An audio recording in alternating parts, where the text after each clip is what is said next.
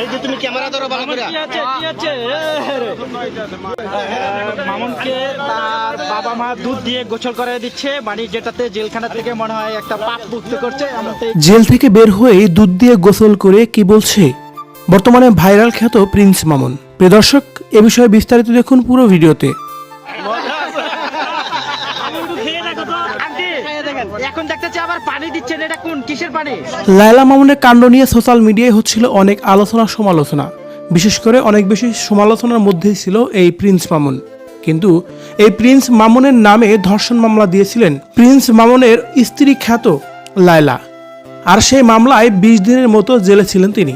Jail থেকে বের হয়েই তার মা তাকে দুধ দিয়ে গোসল করান এমন একটি ভিডিওই দেখা যাচ্ছে, যেখানে মামুন নিজে এবং তার মায়ে এবং তার পাশে থাকা লোকজনও দুধ দিয়ে গোসল করাচ্ছে তাকে।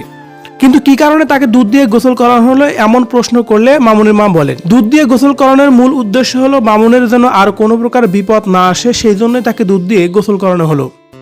আর মামুনও যেন নির্দ্বিধায় এই বিশ্বাসটুকু করে নিলেন। এ সময় লায়লা সম্পর্কে মামুনকে প্রশ্ন করা হলে তিনি বলেন, আমি সেই বিষয়ে কোনো কথাই বলতে চাই না, আমার কপালে এই দুঃখটা ছিল, সেটাই হয়েছে। আল্লাহ তাআলা হয়তোবা এই দুঃখটুকু আমার কপালে লিখেছিল, তাই আমার কপালে হয়েছে, আমি নির্দ্বিধায় মেনে নিয়েছি।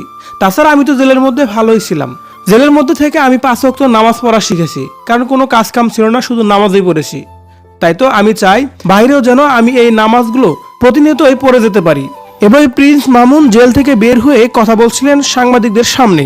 প্রিয় দর্শক, জেল থেকে বের হয়েই মামুন দুধ দিয়ে গোসল করেছেন। বিষয়টিকে আপনি কিভাবে দেখছেন কমেন্ট করে জানিয়ে দিন কমেন্ট বক্সে।